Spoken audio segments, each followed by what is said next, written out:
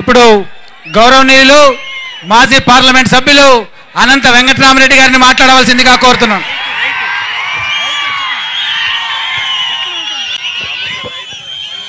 ఈ జిల్లా రైతాంగాన్ని రైతు కూలీలు సంక్షోభంలో కూరుకొనిపోయి కష్టాల కూడులో ఉండి ఆత్మహత్యలో లేకుంటే పనుల కోసం వలసలో శరణ్యమని చెప్పి భావించేటప్పుడు నేనున్నాను. మీకు మీ తరపున ఈ ప్రభుత్వంతో పోరాడి ఈ ప్రభుత్వం మెడలు వంచి మీకు పరిహారం ఇప్పిస్తానని చెప్పేసి ఇక్కడికి నడుము బిగించి విచ్చేసిన వైఎస్ఆర్ కాంగ్రెస్ పార్టీ అధ్యక్షులు అలాగే ప్రతిపక్ష నేత జగన్మోహన్ రెడ్డి గారు, పార్లమెంటు సభ్యులు మిథున్ రెడ్డి గారు, శాసనసభ్యులు విశ్వేశ్వరరెడ్డి గారు, జిల్లా పార్టీ అధ్యక్షులు శంకర్ నారాయణ గారు, వేదిక మీద ఆశీనులైన పెద్దలు, రైతు సోదరులు, రైతులు, కూలీలు అందరికి కూడా నా నమస్కారాలు తెలియజేస్తున్నాను. ఈ ధర్నా కార్యక్రమం వైఎస్ఆర్ కాంగ్రెస్ పార్టీ ఆధ్వర్యంలో జరుగుతుంది. కానీ ఒకటే జిల్లా ప్రజలు మతికి చేసుకోవాల్సింది, ఈ ధర్నా కార్యక్రమం జిల్లా రైతాంగం కోసం జరుగుతూ ఉంది. ఈ ధర్నా కార్యక్రమం జగన్మోహన్ రెడ్డి గారి నాయకత్వంలో రైతు కూలీలను ఆదుకోవడానికి జరుగుతుంది అని చెప్పి మీ అందరికి కూడా మనవి చేస్తున్నాను. ఇది మా పార్టీ కోసం కాదు, ఈ జిల్లా ఉనికి కోసం, ఈ జిల్లా రైతాంగం రైతు కూలీల ఉనికి కోసం ఈ ధర్నా కార్యక్రమానికి జగన్మోహన్ రెడ్డి గారు ఇచ్చేశారు తప్ప మా రాజకీయం కోసం కాదని చెప్పి మీకు అందరికి కూడా మనవి చేస్తున్నాను. ఏ పరిస్థితుల్లో ఉంది తెలియదా అని చెప్పి మీకు మనవి ఈ ప్రభుత్వాన్ని ప్రశ్నిస్తున్నాను.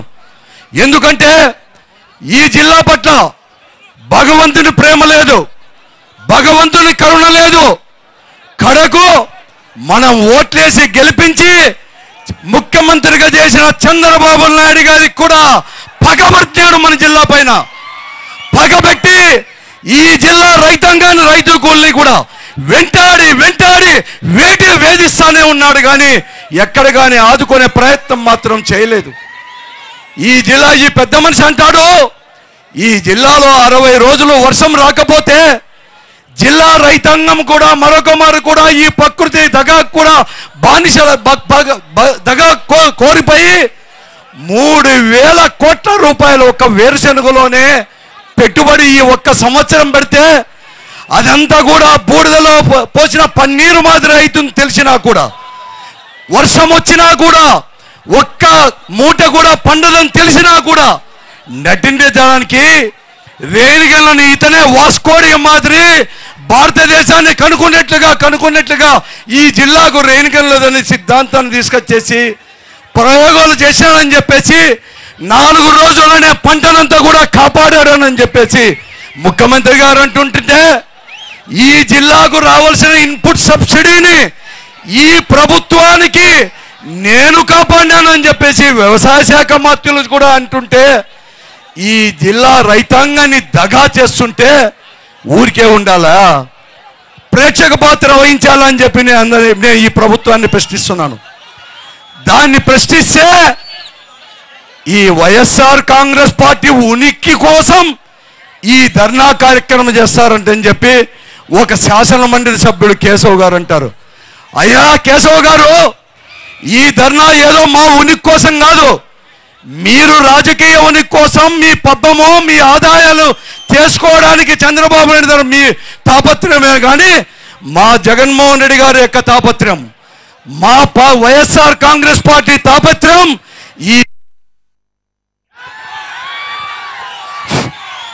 ఈ జిల్లా రైతాంగం ఉనికి కోసం అని చెప్పి మీకు తెలియజేస్తున్నాను. అంతేకాదు ఇక్కడ అందరూ కూడా ఇక్కడ ఒక రఘునాథ్ రెడ్డి గారు మంత్రి గారు ఉన్నారు.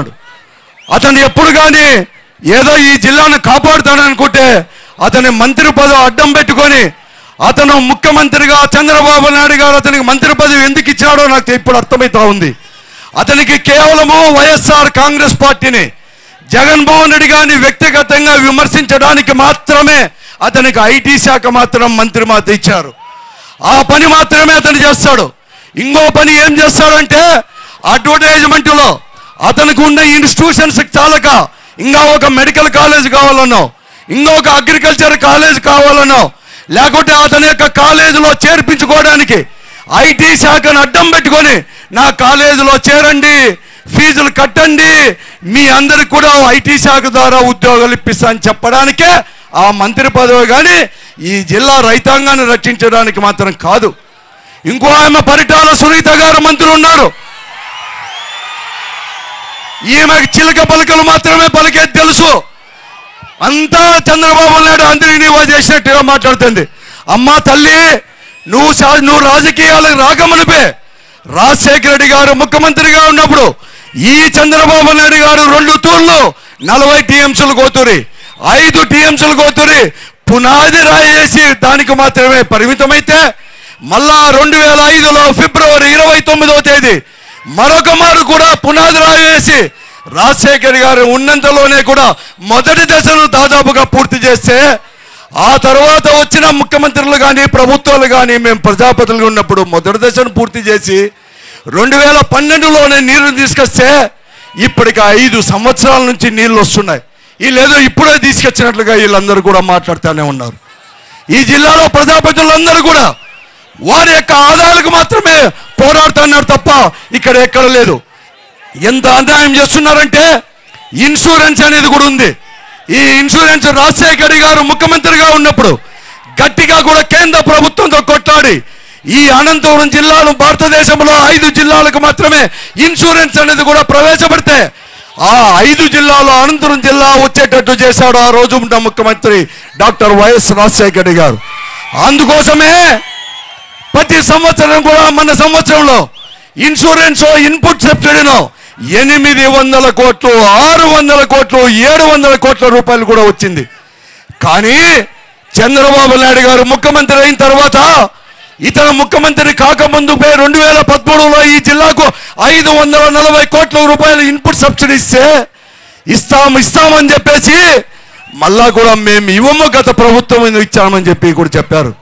పోయిన సంవత్సరం ఇన్సూరెన్స్ లేదు, అలాగే ఇన్పుట్ సబ్సిడీ కూడా లేదు. ఈ సంవత్సరం కూడా ఇన్పుట్ సబ్సిడీ ఇన్సూరెన్స్ దాదాపుగా కూడా 3000 కోట్లకు కూడా రావాలి. ఇది మన భిక్ష కాదు, మనం ఏదో దేయ్యని అడగడం లేదు, ఇది మన హక్కు. మనం ప్రీమియం కట్టాము, ఎకరాకు 1052 రూపాయలు మనము కట్టాము. దానికి ఈ ప్రభుత్వం అనేది ఇవ్వాలి. బ్యాంకులో కట్టాము, బ్యాంకులో ఎకరాకు 1052 రూపాయలు కట్టాకనే మనకు ఎకరాకు 20,000 రూపాయలు మాత్రం అప్పిచ్చాయి. అంటే మనం బ్యాంకు గ్యారంటీ పెట్టాము. నేను చెప్తున్నాను ముఖ్యమంత్రి గారికి, ఈ పరిహారం 3,000 కోట్ల రూపాయలు నష్టపోయింది. నువ్వన్నా ఇప్పి ఇన్సూరెన్స్ కంపెనీలతో, లేకుంటే నీ ఖజానా నుంచి మీ ఇంటి నుంచి అన్నా లేకుంటే బ్యాంకులు కట్టాము, మేము అప్పు చెల్లించాము, మేము తీసుకున్న అప్పులు దాన్ని జమ చేసుకొని ఇప్పించాల్సిన బాధ్యత మీదే. లేకుంటే బ్యాంకులు మాత్రం కూడా బ్యాంకునే కాదు, ఇది ప్రభుత్వమే కాదు, స్తంభింప చేస్తాము అని చెప్పేసి కూడా ఈ ప్రభుత్వాన్ని కూడా హెచ్చరిస్తున్నాం. అంతేకాదు ఈరోజు హెచ్ఎల్సీ నీళ్లు మనకు హక్కుగా వచ్చి 40 సంవత్సరాల నుంచి కూడా వస్తా ఉంటే, ఈరోజు నార్త్ కెనాల్కి కావచ్చు, అలాగే దక్షిణ కాలకు కావచ్చు, పులివిందల బ్రాంచ్ కెనాల్కి కానీ, తాడిపిత్తి బ్రాంచ్ కెనాల్కి కానీ నీళ్లున్నా కూడా అల్లున్నట్లు శనున్నట్టుగా పోయిన సంవత్సరం క్రాప్ హాలిడే ప్రకటించాడు. ఈ సంవత్సరం నిండుకున్న మాదిరి శ్రీశైలంలో నీళ్లు ఉన్నాయి. అలాగే పిఏబిఆర్ డ్యాములో 3.5 టీఎంసీల నీళ్లు కూడా ఉన్నాయి. ఈ పెనకచెర్ల డ్యాములో 1.5 టీఎంసీ ఉన్నాయి. 5 టీఎంసీలు ఉన్నాయి. ఈ 5 టీఎంసీలు ఇస్తే ఈ 5 కాలువలు కూడా పులివిందల వరకు కూడా తాడిపిత్తి వరకు కూడా పంటలు కూడా అవుతాయి. అయినా కూడా ఇక్కడ పాలేగాల రాజ్యం అనేది కూడా ఉంది. ఎమ్మెల్యేలు పర్మిషన్ ఇవ్వాలని చెప్పి కలెక్టర్ గారు, ఎస్సీ గారు పర్మిషన్ ఇవ్వలేదు. వారి కాళ్ళకు ముక్కుకుంటూ ఇలా పోతున్నారు తప్ప ప్రజల గురించి ఆలోచన పాపన మాత్రం పోలేదు. నీళ్ళు ఇవ్వలేదు. ఈరోజు నీళ్ళు ఇవ్వకోకుండా Umamaheswari irrigation ministry, Telangana irrigation Harish కలిసి శ్రీశైలాన్ని ఖాళీ చేస్తున్నారు తప్ప ఈ రాయలసీమ అనంతపురం జిల్లాకు నీళ్ళు ఇచ్చేదని అంటున్నారు. మాకు తెలుసు ఎలా తేవాలనో. అవసరం వస్తే నేను చెప్తున్నాను, ఈ కలెక్టరేట్ ముందర ఈ కలెక్టర్ ద్వారా ఈ ప్రభుత్వాన్ని హెచ్చరిస్తున్నాం. జగన్మోహన్ రెడ్డి గారి నాయకత్వంలో మీరు గన నీరు ఇవ్వకపోతే కాలువలైనా తీసుకొని పోయి మా భూములు మేము పారించుకుంటాం. ఇది ఒక నిదర్శనమే అని చెప్పి మేము మనవి చేస్తున్నాను. అందుకోసమే ఇప్పటికైనా కానీ ప్రభుత్వం కళ్ళు తెరిచి వెంటనే ప్రతి ఎకరాకు కూడా 20,000 ఇచ్చి 3,500 కోట్ల రూపాయలు ఒక్క పైసా తక్కువైనా కూడా మిమ్మల్ని వదిలేదు, కోర్టుకైనా ఈడుస్తాము కానీ వదిలేదు లేదని చెప్పేసి కూడా మీకు మనవి చేస్తున్నాను. అలాగే హంద్రీనీవా ద్వారా చెరువులకు కుంటలకు అని చెప్తున్నారు, చాలా సంతోషం. కానీ ఆయకట్టుకు 3.5 లక్షల ఎకరాలకు ఆ రోజు రాజశేఖర్ గారు హక్కు కల్పించినాడు. ఆ హక్కును కాలరాస్తున్నారు. ఈరోజు కూడా ఇవ్వండి, ఇంకా కూడా నీళ్ళు ఇవ్వండి. మీరు చెప్పినారు పట్టుసీమ ద్వారా 80 టీఎంసీలు అక్కడ నీళ్ళు ఇచ్చి కృష్ణా డెల్టాకు రాయలసీమకి ఇస్తామంటున్నారు. మాకు అదనంగా కూడా ఒక 40 టీఎంసీలు ఈ జిల్లాకి ఇచ్చి గతంలో రాజశేఖర్ గారు ఇచ్చిన 40 టీఎంసీలతో పాటు ఆ 80 టీఎంసీలు కలిపి 3.5 లక్షల ఎకరాలకు రాజశేఖర్ గారు ఏ ఆయకట్టుకైతే ఇచ్చారో ఆయకట్టుకు నీళ్ళు ఇవ్వండి, అలాగే చెరువులకు నీరు ఇవ్వండి. ఆ తరువాత ఇతర జిల్లాలకు తరలించండి, లేకపోతే మీకు చేత కాదని చెప్పి నేను మనవి చేస్తున్నాను. ఇప్పటికైనా కానీ ఈ జిల్లాలో మంత్రులు, ఎమ్మెల్యేలు, ఎంపీలు మీ ఆదాయాల కోసం, మీ కమిషన్ల కోసం మీరు అంత గట్టిగా అడుగుతారే, ఫోన్లలో కూడా ఎమ్మెల్యేలుగా బెదిరిస్తున్నారే. మాకు న్యాయంగా రావాల్సింది ఇన్సూరెన్సు, ఈ ఇన్సూరెన్స్ కంపెనీలో మీరు బెదిరించలేరా? మీ ఆదాయాలకు, మీ కమిషన్లకైతే మీ బెదిరించే ధైర్యం ఉంది పాలేగాళ్ళ మాదిరి. కానీ మిమ్మల్ని గెలిపించిన ఈ ప్రజల కోసమే, వాళ్ళ హక్కుని, భిక్ష కాదు ఇది, వాళ్ళ హక్కు, వాళ్ళకు రావాల్సింది ఈ 3,500 కోట్ల రూపాయలు గట్టిగా అడిగి ఇప్పించలేకపోతే మీ బతుకులు ఒక బతుక అని చెప్పేసి కూడా ఈరోజు మిమ్మల్ని కూడా అడుగుతున్నాను.